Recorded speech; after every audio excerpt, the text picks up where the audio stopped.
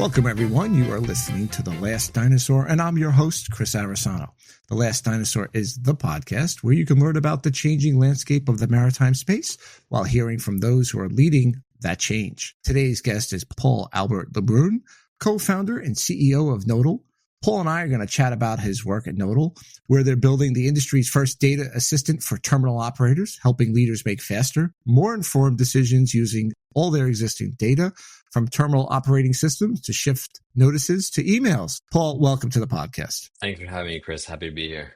Yeah, this is fantastic. We met at a networking event that the Hellenic and Norwegian Chamber of Commerce had in New York City, and we started chatting and you knew right away that'd be a really interesting topic for everybody. Before co-founding Nodal, you spent some time in the satellite industry at Kepler. Just a quick notice, not Kepler, K-P-L-E-R, but K-E-P-L-E-R, just to confuse the heck out of everybody. So how did your experience there shape on what you're doing today, and talk a little bit about the transition going from satellites to maritime?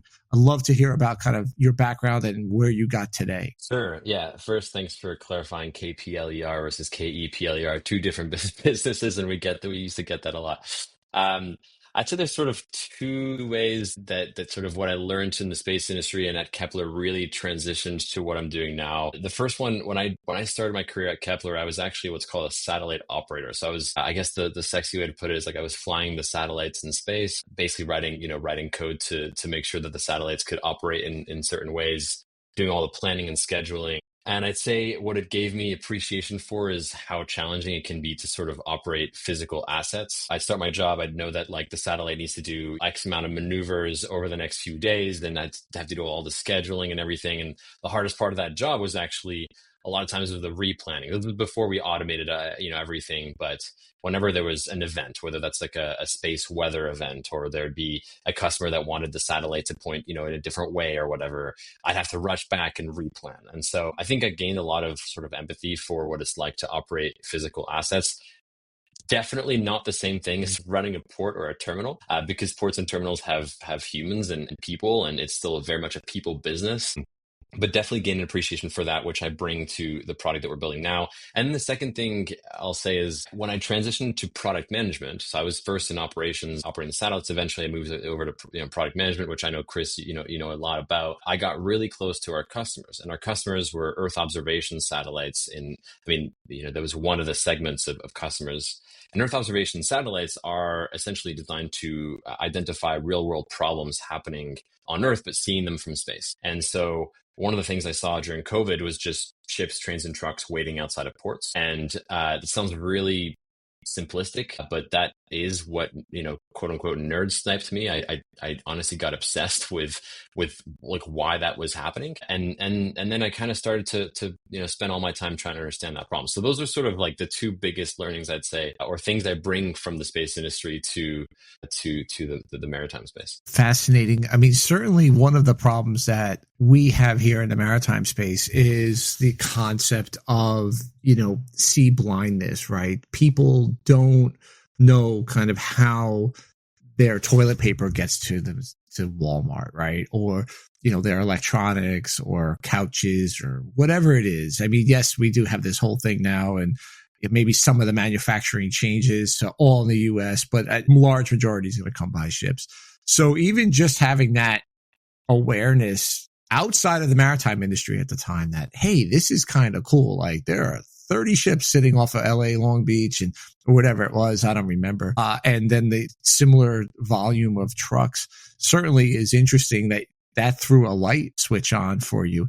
And really that's kind of became the foundation of the problem that you're solving at Nodal. Talk a little bit about what you're doing with that, because I think that, it's something that's definitely, it's not within my background, but that definitely is a problem with all the transportation spaces, this kind of scheduling and emails and trying to make it more streamlined. And I could definitely, I talk a little bit about Nodal. Before I just jump into that, go back real quick to the previous point about the problem space, because it's really kind of where we spent almost a year. Like the company was founded in February of 2024, and yet we'd been working on it for a year before that.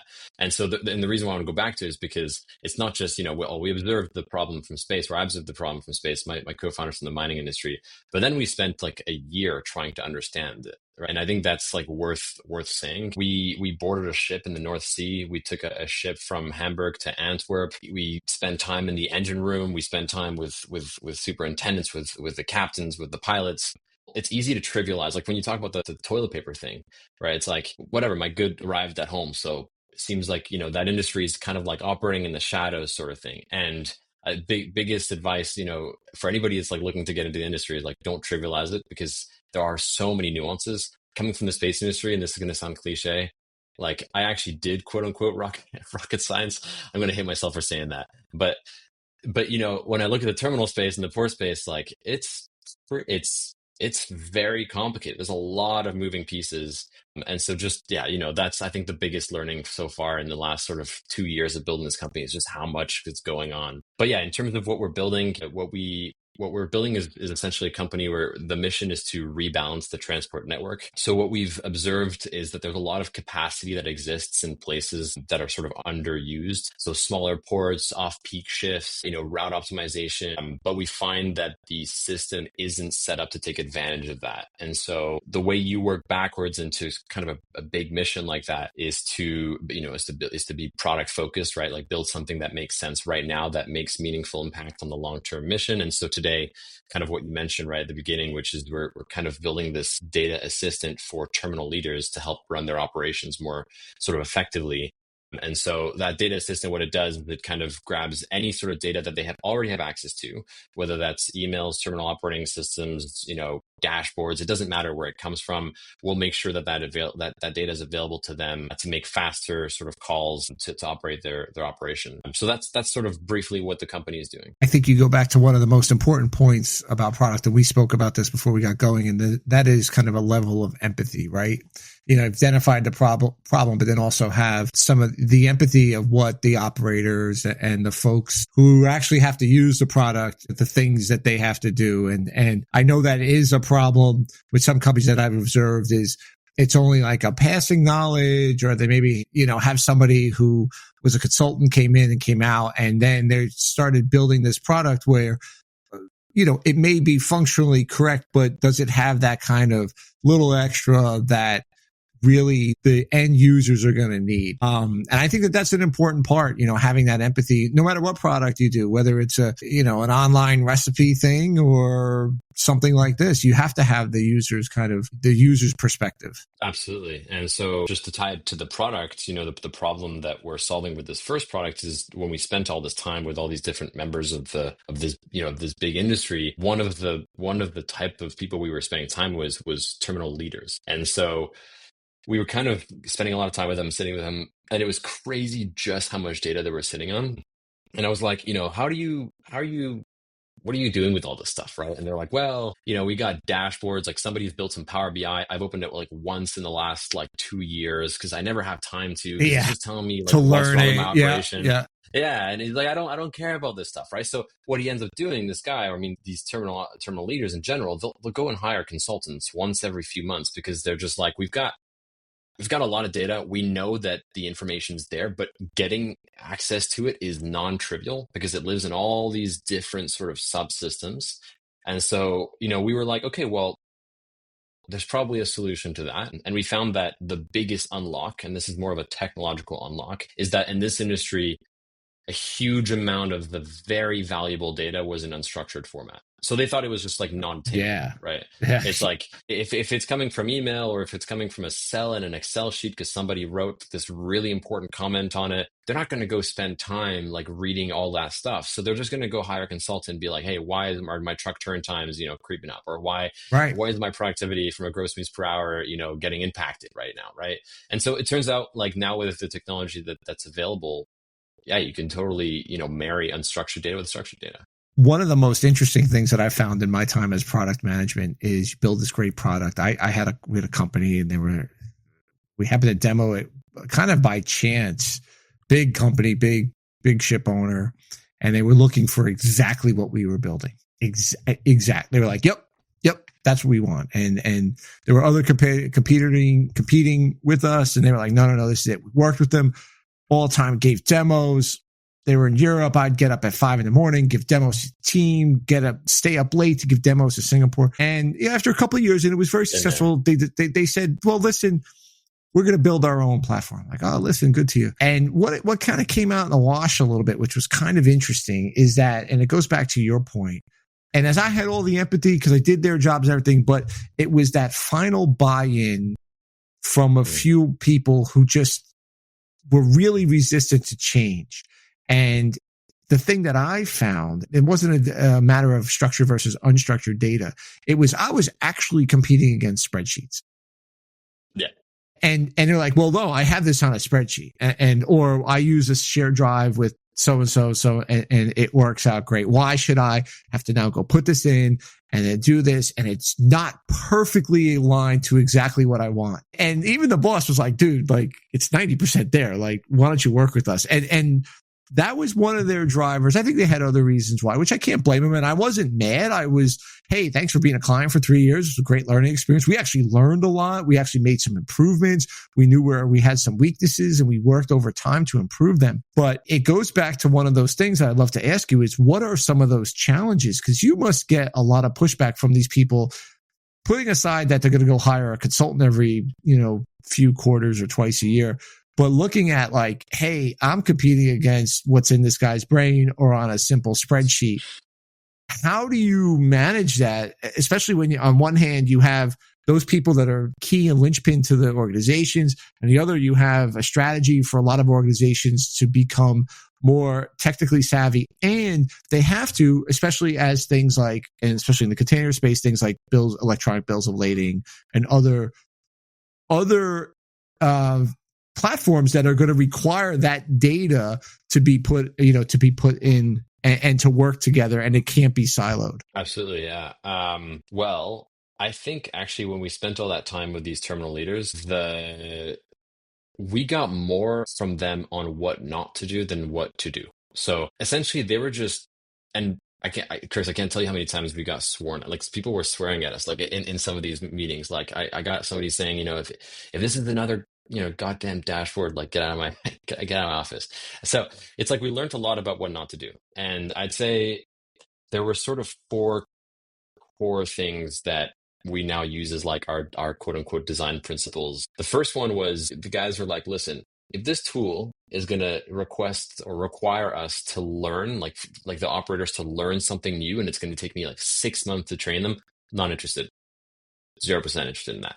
He's like, the number of startups that have come our way that are like, we're going to, great product, revolutionize your terminal, but you're going to have to spend all this time training your terminal managers and terminal planners. Hell no. Oh, by the way, we're going to charge you for that training. That's the other piece too. We're going to charge you. So we'll install it and then we're going to charge you, or you have access to our university. And for a low cost of, $5,000 per student per year. And it's like, what are you doing, man? It's crazy. Yeah, that doesn't. Also, you know how long it takes for a terminal planner to get trained up from nothing? Like when they're joining a terminal and they need to get trained up on being a terminal operator, terminal planner, it takes like 12 to 18 months to get a terminal planner up to speed. Yeah, I believe that. So now you're like, hey, on top of that, we're also going to give you a brand new tool. You're going to have to learn how to use it. And also we have no idea if this tool is actually going to be helpful for us. So that's the first one, was like learning curve is a big one. The second one is integration. So this is the big, the big bad wolf in the industry. I'd say like whenever you say integration, people's like, you see them like shivering at that, it's because like integration timelines have been like, again, 6 to 12 months. It's like, here's a great product, but for it to be useful, I'm going to need like 3 people from your team full time to help me with integration. I need access to everything, and it has to be live data in order for me to deliver value to you. So, whenever you talk about integration, be super careful about how much true integration you need to deliver value. And then I think that the other one, and this is actually a headwind we get a lot, to be honest with you. And I think AI and machine learning they've gone hard at this industry, but I find that people are worried about machine learning and AI in this industry for a bunch of reasons, but one of them is like the way AI has been sold is like a black box in this industry, right? It's like a bunch of data comes in, some magical Wingardium Leviosa stuff happens in the middle, magical stuff happens, and then some crazy, incredible output happens, and then it's like, hey man, you got to trust it, right? You go talk to a single operator and you tell them that, they'll be like, hell no. Like, I'm not trusting this stuff because in my industry, failure is not an option, right? If we do a bad plan or whatever, that's not just like an impact on supply chain. That has safety implications for people that are on the yard, right? So you can't just give a black box and just hope that people are somehow going to trust you. You know, Yeah, yeah. that was one of the big learnings, right? Yeah, I mean, I know in my short time doing product management, and start to look at AI and everything. And one of the big knocks certainly was like, well, they can never really figure out what, especially on the commercial side, there's a lot of kind of feel and there's a lot of psychology that goes into it. And then also things like even just email scraping. 95% is not good enough because all it takes is a broker or a cargo owner to not know a ship was there because it was missed because the email algorithm didn't pick it up. And that ship goes and does a better deal for somebody else that wasn't relying on AI. And then they get stuck with a ship that's 10% more in terms of freight or 5% more. That has now it doesn't have safety implications, I'll grant you, but some broker could end up, losing a client or some cargo trader could talk to his commodity trader, be like, why did so-and-so pay less? Like that's the same exact date, same exact cargo. Why are we paying more? Well, I didn't know those two ships were there because we're relying on, this AI model that didn't pick up that the ships were there because of the way that the ship owner was using unstructured data. Right. And that's what, it just takes one. It's that one. It's that one thing that goes, and not even talking about like you mentioned the safety issue, right? If you stow a container wrong, chemical tankers, same thing. You stow chemicals wrong. That has massive life implications. Yeah. And so when people are like, well, why isn't technology being adopted faster in the industry? It's like, have you ever done the work of figuring out what happens if a bad decision is made, especially in the operations field, right? Like Yeah. when you're operating these terminals, what happens downstream? And yeah, I think anyways, going back to your original question of like, what do we learn? Learning curves, integration timelines. Don't make this a black box. Like if you're going to make something, make it transparent. If you're going to give a recommendation or anything, show them the process of how you came to Right. that response. Right. And the last one was the one I told you before, by the way, which was like, if you're going to build another goddamn dashboard, get out of my office. Like you cannot build anything that's like anything that's like that. You need to really like drive intelligence, but do it in a tactful way where they know where the data came from. They know exactly how the information was kind of pulled together. I'll say one last thing, by the way, on this. What we always tell our customers is this: if you had all the time in the world and you wanted to answer some really deep rooted data question, right? Could you technically do it? Like, could you go into your terminal operating system and into your emails and into your Excel sheets and do it? If the answer is yes, then we can that's where we're going to come and help, because we're going to go do all that for you so that you don't have to do it, so that you don't have to do your own little science fair project to figure out something simple about your terminal. And that's actually where I think the most value comes in, is like just supporting people and doing the things that they've been wanting to do forever, but they never have time to do it, right? Yeah, and I've heard that before. I forgot exactly where. Something similar to like, oh, if you're bringing in this, I remember what it was. I interviewed a guest a while ago, and it was dealing with emissions. He said, if somebody comes in and says, I can give you over 10% saving in emissions, I walk you out the door, because I know it's not rational. I know it'll never happen. I know it'll be so many hoops and conditions that it just ain't right. So it's kind of interesting. It was a similar type thing, in a different application, emissions, but it was just one of those things of so many people are coming into my office to guarantee me the sun and the moon. Just tell me something that I could do simple. And I think that your approach, certainly listening to the feedback and having the empathy on, don't give me a dashboard, make it simple. And your acknowledgement of, well, if you have the data, we could just expose it in a way that makes sense for you, right? Because that's what it comes. That's what it's, you already have the wheel. It's not reinventing the wheel. It's going to find the wheel in the middle of in the middle of a bunch of other parts.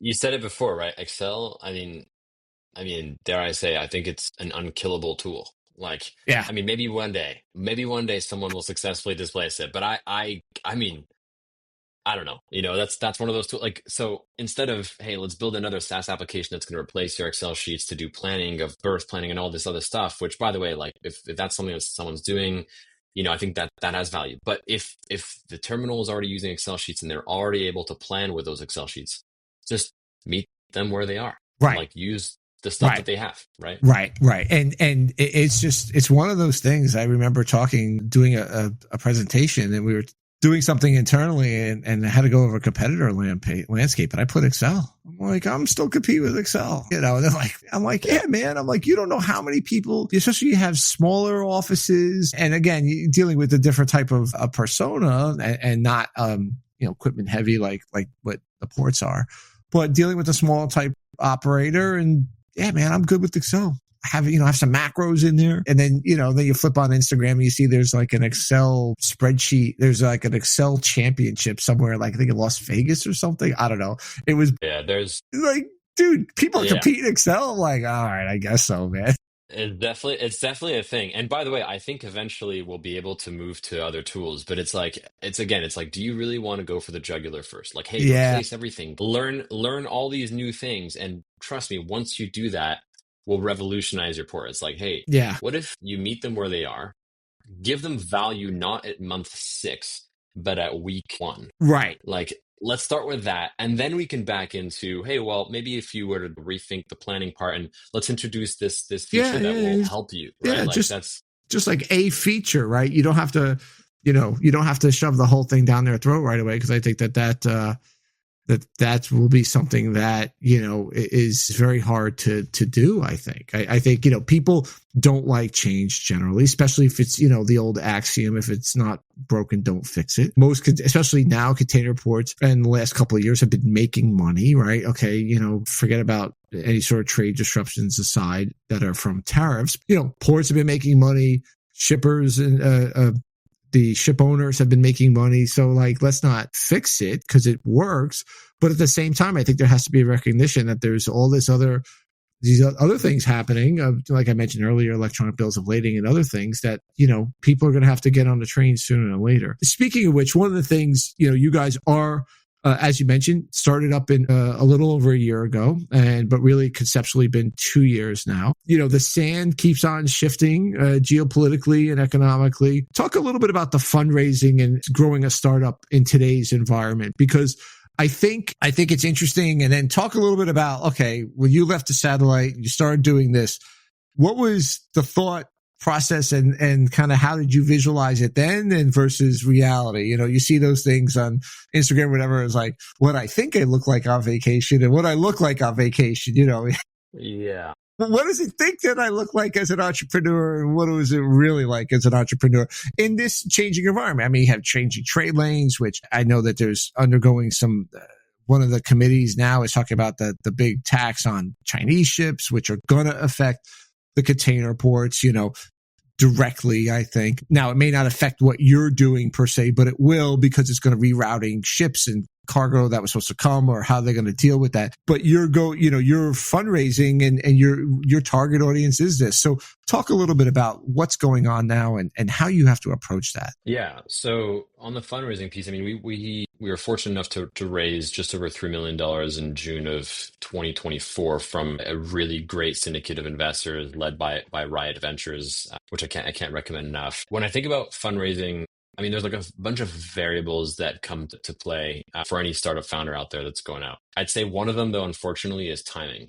So you talk about like geopolitical stuff and all these different things. Like, I think timing is a big one. And so for Nick, my co-founder, and I, when we were back in undergrad, we've known each other for, I mean, like 15 years or something like that. Him and I used to always like talk about infrastructure. So we were talking about like, rail or I mean the space industry or space infrastructure, or we were talking about highways, and we were always kind of saying frankly there isn't enough like people working on infrastructure. And at the time, the big hype thing was working on apps, right, or whatever SaaS companies, and there was nothing wrong with that, but we were never really interested in that kind of technology, and we always felt like infrastructure was something that wasn't, people weren't spending enough time on it. And at the time, if you were to build an infrastructure company, it was kind of hard to fundraise. I mean, sometimes, some years were easier, but mostly it was pretty difficult.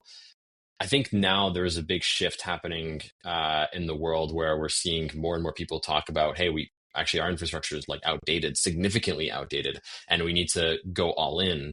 on the infrastructure piece. And so we happen to be hitting at the right time where we're like, hey, we want to, help run infrastructure. And like, just as like an example is like, and I'm sure that, you've heard this before, but the Empire State Building was built in a year, right? Which is like roughly like 5 floors per week, right? In the 30s. The Chrysler Building was built in 2 years. And then, now you have like the California high-speed rail that's been ongoing for like 15 plus years and is still not running. So we've like lost a sense of like, how do you build infrastructure? And I think because we're tackling something that's in the infrastructure world and the eyes are on that right now, fundraising, it was more straightforward, if you will, because we were at the right time. Plus, we were also leveraging obviously large language models, which everybody was talking about. If you could leverage kind of the cool new kid on the block to it, something that's been around since the Phoenicians and the Romans built roads and aqueducts, and I'm probably missing out on some folks in the East and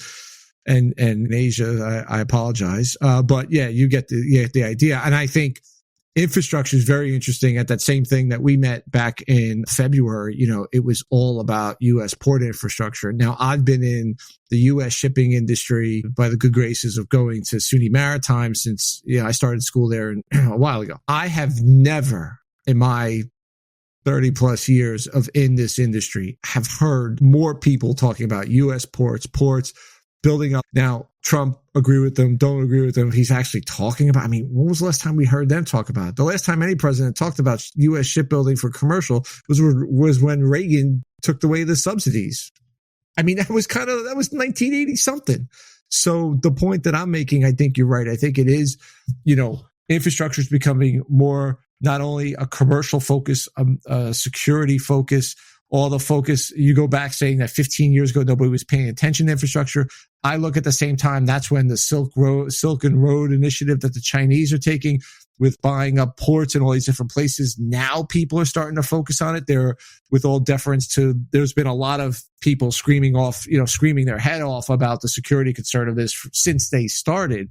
But the point is, it's finally getting its just due. And I think that all these projects that come out of it, yours and others, are definitely going to be moved up because people realize that this is a long-term investment. This is not an app that could be replaced by a cooler app, a couple of years from now. Even, this is not Blockbuster that got replaced by Netflix, even though you look like Blockbuster was never going to leave, right? This is something that it may change hands. It may look differently, but if anybody's looking at a short video of us, they'll see behind you is a picture of a terminal. That's not going anywhere in the foreseeable future. It could change hands. Right. Maybe it gets a little smaller. Maybe it gets bigger. Maybe it looks different, but for the most part, it's not going to change. So I think that's kind of very an interesting observation. Moving into like kind of not changing or maybe getting people interested in the business. You shifted over from space, which is kind of cool, still kind of cool. I'm a space nerd. To not in your way. I just like studying about stars and then.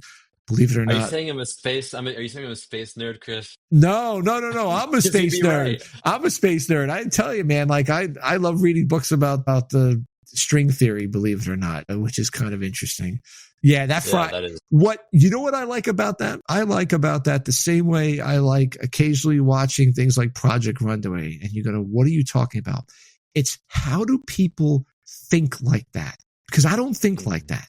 Like, how do you go, well, we could postulate through mathematical formulas that we're actually a 3D projection of what happens on a 2D plane at the event horizon of a black hole. Yeah.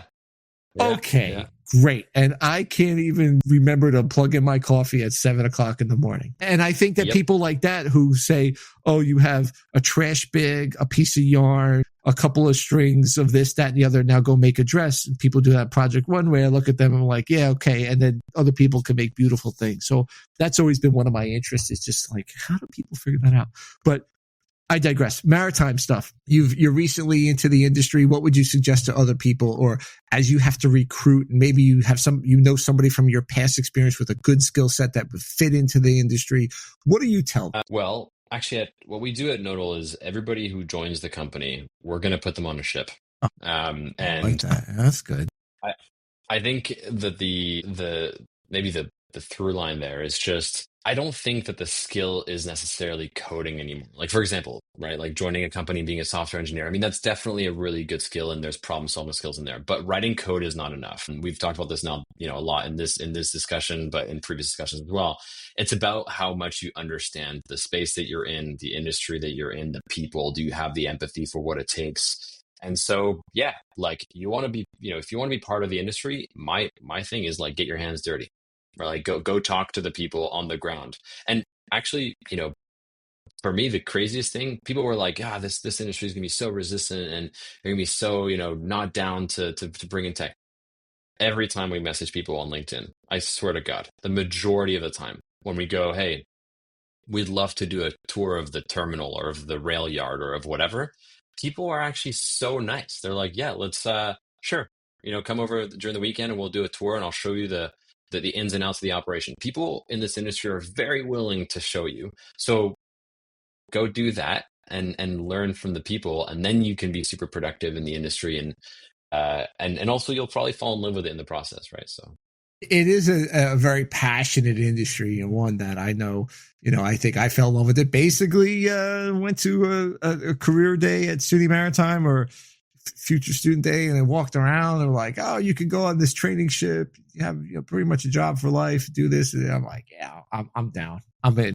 You know what, Chris? What I will say is this: there is a difference between the space industry and maritime and logistics and shipping in general, and that difference is how people ended up in the industry, and that's one of the ones that I'm really noticing. So the space industry, to your point, you grew up like I want to be an astronaut, like space is this final frontier, and so since you're a kid, you're like I'm going to go do space. Like that was me, right? I mean, I don't.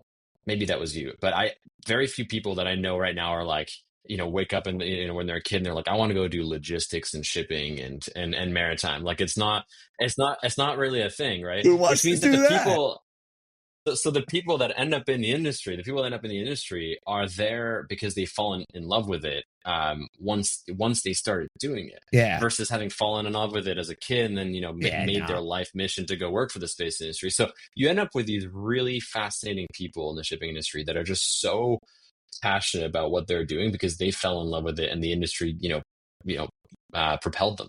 Yeah, it definitely is a hodgepodge. I mean, there's definitely people who, a good friend of mine, his dad went to Maritime, his father-in-law went to Kings Point. I mean, okay, that's although both of his kids didn't go to any of the nautical schools, which is fine. But and then the opposite, there's a young man who grew up in town I live in and graduated high school with my daughter, and he's at Mass Maritime, and and he's like, man, I met him. A long story. I met him, and I've kind of mentored him a little bit, and he's like, I'm like, listen, man, but first year is going to stink at Mass Maritime. They're going to yell at you, but just get past it. Trust me.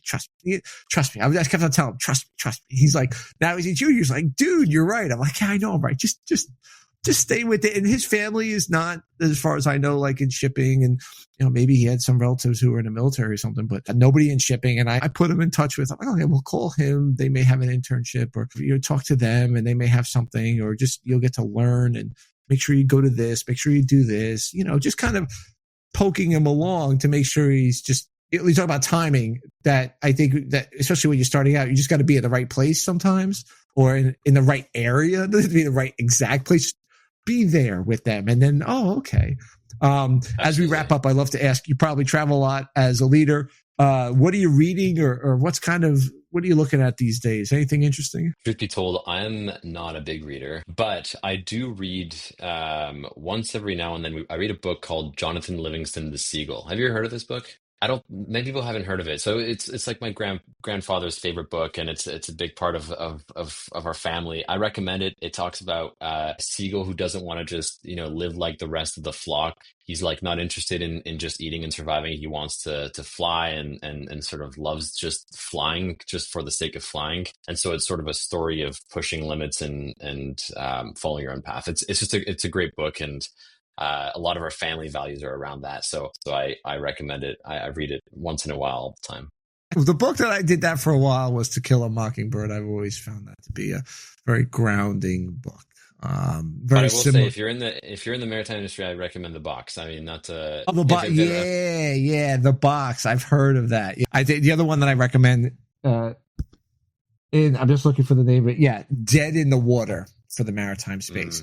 That's the one about the ship that was purposely scuttled for insurance money. Yeah, if you want to learn about that whole, I'll have to read that. That is reads like a John LeClaire book. Okay. It does not read like a nonfiction. It reads like a fiction. And I gave it to my father-in-law to read. He's like, I can't believe that's the industry you're in. I'm like, well, like, like a little bit, like, but yeah, he's like, wow, So, and I tell people to read that. I tell people who are outside the industry to read that. We were talking about insurance because it deals a lot with the insurance world, and I was telling somebody, I said, I don't know anything about it. I said, but if you want to understand it, there's a lot that went into the research of this, and they do outline it well. So awesome. Paul, this was a fantastic chat. Thank you for your time. I wish you the best at Nodal, and love to see how the progress of you and your company is going to take in the next steps as you continue to build out the product. Thank you so much for coming on. Thanks, Chris. Thanks for having me. I appreciate it. My pleasure.